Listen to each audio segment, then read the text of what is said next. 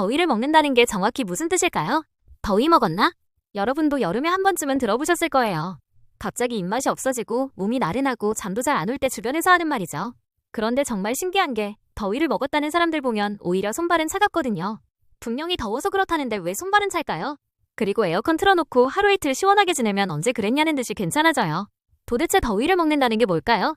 우리 몸 어디에 열이 쌓이는 걸까요? 사실 더위를 먹는다는 건 단순히 체온이 높아지는 게 아니에요. 우리 몸의 냉각 시스템이 고장나는 거예요. 자동차를 생각해보세요. 엔진이 과열되면 어떻게 하죠? 라디에이터에서 열을 식혀주잖아요. 그런데 라디에이터가 고장나면 엔진은 계속 뜨거워지는데 식힐 방법이 없어져요. 우리 몸도 마찬가지예요. 평소에는 땀을 내고 혈관을 넓혀서 열을 밖으로 보내거든요. 그런데 계속 더운 환경에 있으면 이 시스템이 지쳐버려요. 그러면 어떻게 될까요? 열은 계속 생기는데 밖으로 못 나가니까 몸 안에 쌓이기 시작해요. 특히 가슴 쪽에 열이 몰려요. 그래서 가슴이 답답하고 심장이 빨리 뛰고 잠을 못 자는 거예요. 한의학에서는 이걸 아주 구체적으로 설명해요. 정상적인 상태에서는 우리 몸의 따뜻한 기운이 아래로 내려가서 배와 다리를 데워주고 차가운 기운이 위로 올라와서 가슴과 머리를 식혀줘야 해요. 이게 균형이거든요. 그런데 더위를 계속 받으면 이 균형이 깨져요. 심장에 뜨거운 기운이 위로만 치솟아 올라가고 아래는 차가워져요. 그래서 더위를 먹은 사람들을 보면 특징이 있어요. 얼굴은 빨갛고 뜨거운데 손발은 차갑거든요. 가슴은 답답한데 배는 찬물만 찾게 되고요. 이걸 한의학에서는 상열하안이라고 해요. 위는 뜨겁고 아래는 차다는 뜻이죠. 신기하죠? 더워서 그런 건데 오히려 손발이 차가워지는 거예요. 현대의학으로 설명하면 더 명확해져요. 지속적인 더위에 노출되면 우리 몸에 3가지 문제가 생겨요. 첫째, 탈수예요. 계속 땀을 내다 보니 몸 안에 물이 부족해져요. 그러면 혈액이 끈끈해지고 순환이 잘 안 되죠. 특히 손발 끝까지 피가 잘 안 가니까 차가워지는 거예요. 둘째, 전해질 불균형이에요.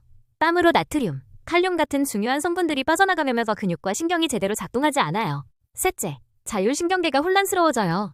체온을 조절하는 신경이 계속 일하다가 지쳐버리는 거예요. 그래서 정작 식혀야 할 때 제대로 못 식히게 되죠. 그럼 어떻게 회복될까요? 시원한 곳에서 충분히 쉬면서 수분을 보충하면 우리 몸의 순환 시스템이 다시 정상으로 돌아와요. 먼저 혈액순환이 개선되면서 손발이 따뜻해져요. 그 다음에 가슴에 쌓여있던 열이 서서히 밖으로 빠져나가면서 답답함이 사라지죠. 보통 하루 이틀 정도 시원하게 지내면 완전히 회복돼요. 하지만 너무 심하게 더위를 먹으면 일주일도 걸릴 수 있어요. 가장 중요한 건 누적되기 전에 해소하는 거예요. 여름에는 매일 충분히 시원한 시간을 만들어주세요. 에어컨이 없어도 선풍기를 틀고 찬물로 샤워하고 그늘에서 쉬는 시간을 꼭 만드세요. 그리고 물을 많이 드시되 이온 음료나 소금을 조금 넣은 물을 드시는 게 좋아요. 순수한 물만 마시면 오히려 전해질이 더 빠져나갈 수 있거든요. 잠들 때는 꼭 시원하게 주무세요. 우리 몸이 회복되는 시간이거든요. 더위를 먹는다는 건 우리 몸의 냉각 시스템이 고장나는 거예요.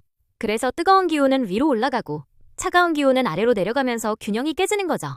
더운 날씨보다 무서운 건 내 몸이 이미 지쳐있다는 걸 모르는 것입니다.